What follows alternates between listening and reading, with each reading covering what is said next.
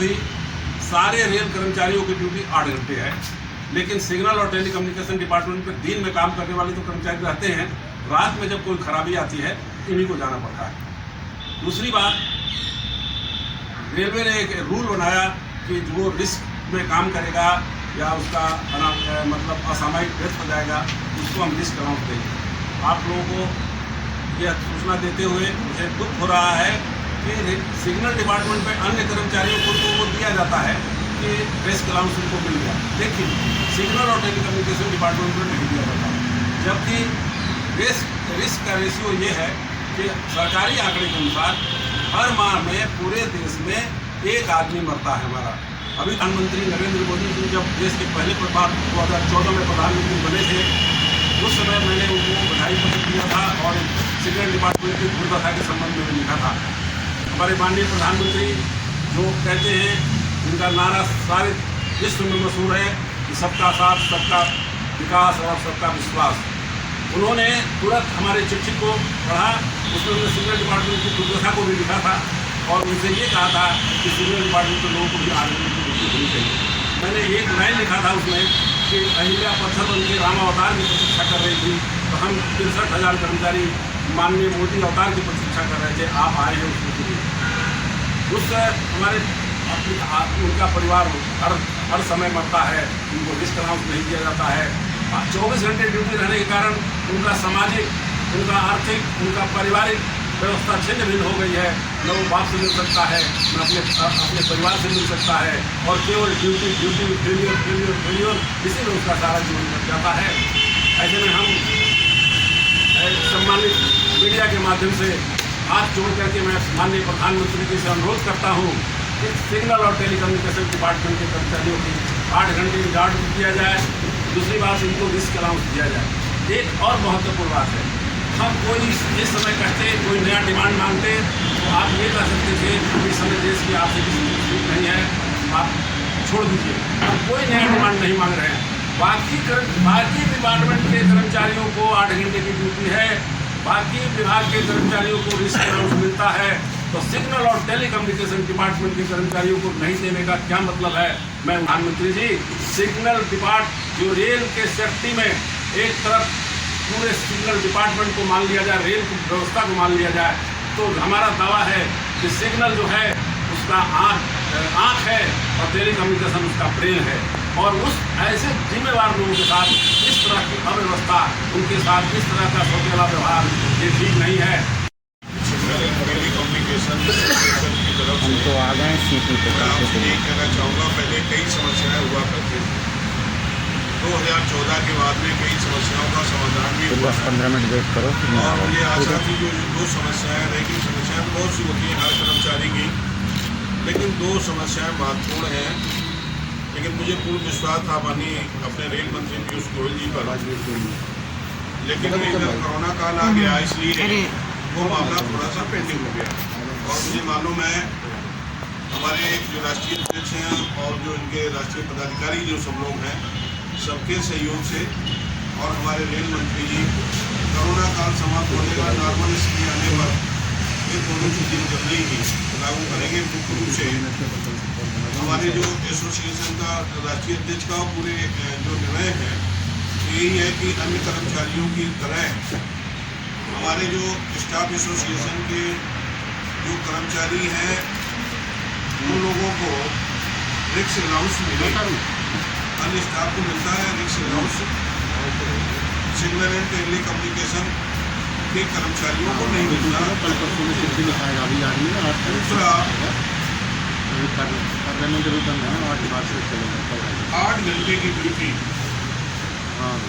तो 8 घंटे की हम लोगों की कागजों में है कर्मचारियों की, लेकिन सही मायने में उन्हें 8 घंटे के बाद बावजूद भी छुट्टी नहीं दी जाती। ड्यूटी तो 8 घंटे ली जाती है, कागजों में तो है, लेकिन जमीन पर 8 घंटे की ड्यूटी नहीं है। मैं चाहता हूँ अन्य कर्मचारियों के मुकाबले ही इन लोगों को 8 घंटे की नहीं 8.5 घंटे की ड्यूटी ले और उसके बाद में इन कर्मचारियों की छुट्टी कर सकें, जिससे वो अपने परिवार के साथ कहीं जा सकें, आ सकें। इन लोगों को मुख्यालय छोड़ने का कहीं पर भी किसी तरह से नहीं उठा, तो कम से कम 8 घंटे के लिए 8.5 घंटा ले लें, 9 घंटा ले लें, लेकिन कम से कम शेष वाले समय तो कम से कम छोड़ दें। जैसे है अपने स्टाफ के साथ में कहीं जा सकते आ सकते ये मांग है। और वो ऑर्डर हो भी गया, 8 घंटे का हम लोगों ने ऑर्डर करा भी दिया था, लेकिन अभी 8 घंटे कागजों पर है, जमीन पर नहीं है। लेकिन अभी हम लोग सरकार पर ज़्यादा नहीं इसलिए कह सकते कि कोरोना महामारी चल रही है। कोरोना महामारी में जिस तरह से आप देख रहे होंगे कि पूरी ट्रेनें भी नहीं चल पा रही हैं, तो जैसे ही ये जो है कोरोना महामारी समाप्त होगी, मैं अपने अध्यक्ष जी को और अपने सभी कर्मचारियों को और अधिकारियों को बताना चाहता हूँ कि ये जल्दी हम लोग लागू कराने का माननीय मंत्री जी के माध्यम से, माननीय प्रधानमंत्री के आशीर्वाद से ये जल्दी कराएंगे, क्योंकि आप सबका जो विश्वास है कि माननीय मोदी जी के माध्यम से ही हमारा कल्याण होगा। इससे पहले इस एसोसिएशन के कई बार आंदोलन किए गए, कई बार धरना प्रदर्शन किया गया, कई बार यहाँ पर अपने जंतर मंतर में कई बार धरना प्रदर्शन कई दिन तक 30 दिन तक किया गया, लेकिन कहीं कुछ नहीं किया गया।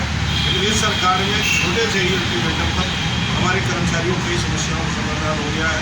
2 मुख्य समस्या रही, इनका भी मुझे विश्वास है वो समाधान होगा। आज हम लोग जो हमारे रेलवे बोर्ड के चेयरमैन हैं, 4 बजे का समय मिला है, हम लोग मिलेंगे और उनके माध्यम से कोई ना कोई जल्दी ही निष्कर्ष निकालेंगे। लेकिन ये जो है लागू जो हमें मालूम है, क्योंकि हम लोग भी जानते हैं इस तरह कोरोना काल चल रहा है, कोरोना काल के बाद में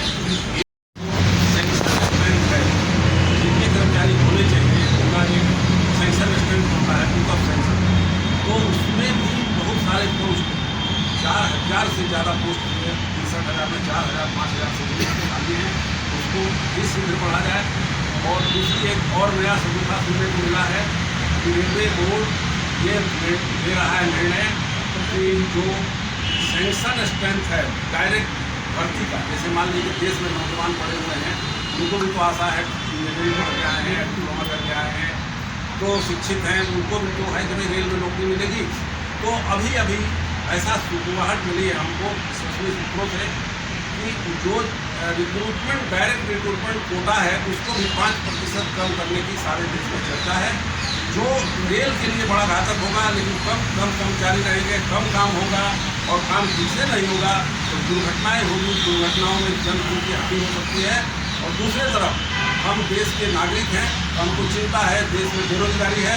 तो मैं ये आज के इस आपके माध्यम से मैं सरकार को आग्रह करना चाहता हूँ कि आप जो डायरेक्ट रिक्रूटमेंट होता है उसका 50% काटने का जो बात चल रही है उसको बंद किया जाए, क्योंकि बाकी लोगों को रेल में नौकरी करना है, नौजवानों को रेल में नौकरी करना है, उनकी भी आशाएँ हैं। तो देश में बेरोजगारी बढ़ रही है, उसका भी समाधान होगा। इसलिए ये 3-4 डिमांड हमारी जो हैं, सबकी 8 घंटे की ड्यूटी, इसके अलावा सिग्नल और टेलीकम्युनिकेशन किया जाए। तीसरी जो डायरेक्ट रिक्रूटमेंट कोटा में से काटने का जो वो दिया गया है उसको कम किया जाए, उसको नहीं लागू किया जाए। और चौथा बात है कि माननीय नरेंद्र मोदी जी की सरकार से, माननीय नरेंद्र मोदी जी की सरकार से हम लोगों को बहुत आशा है और हम उनके पदचिन्हों पर चलने के लिए तैयार हैं। हम आपको बता दें, अभी मैं बता रहा था ना कि मैं भूख हड़ताल हम लोग किए थे, लेकिन काम करते थे हम कभी भी, हम हमेशा राष्ट्र की बात करते हैं, राष्ट्र है तो हम हैं।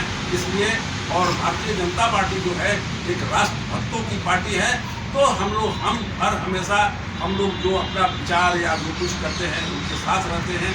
तो इसलिए हमारा अनुरोध है कि हमारे माननीय मोदी जी हमारी समस्याओं का समाधान करेंगे और 63,000 कर्मचारियों के परिवार को अपने पक्ष में करेंगे और 63,000 कर्मचारियों का उनको समर्थन मिले, ऐसा मुझे विश्वास है।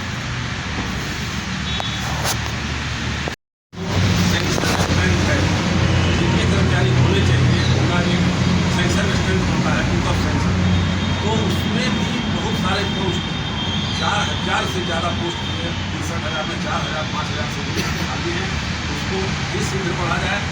और दूसरी एक और नया सबूता सुनने को मिला है कि रेलवे बोर्ड ये ले रहा है निर्णय कि जो सेंक्शन स्ट्रेंथ है डायरेक्ट भर्ती का, जैसे मान लीजिए देश में नौजवान पड़े हुए हैं, उनको भी तो आशा है, रेल में करके आए हैं, डिप्लोमा करके आए हैं, तो शिक्षित हैं, उनको भी तो है कि भाई रेल में नौकरी मिलेगी। तो अभी अभी ऐसा सुगवाहट मिली है हमको सरकारी सूत्रों से कि जो रिक्रूटमेंट डायरेक्ट रिक्रूटमेंट कोटा है उसको भी 5% कम करने की सारे देश में चर्चा है, जो रेल के लिए बड़ा घातक होगा। लेकिन कम कर्मचारी रहेंगे, कम काम होगा और काम ठीक से नहीं होगा तो दुर्घटनाएं होगी, दुर्घटनाओं में जनधन की हानि हो सकती है। और दूसरी तरफ हम देश के नागरिक हैं, हमको चिंता है, देश में बेरोजगारी है।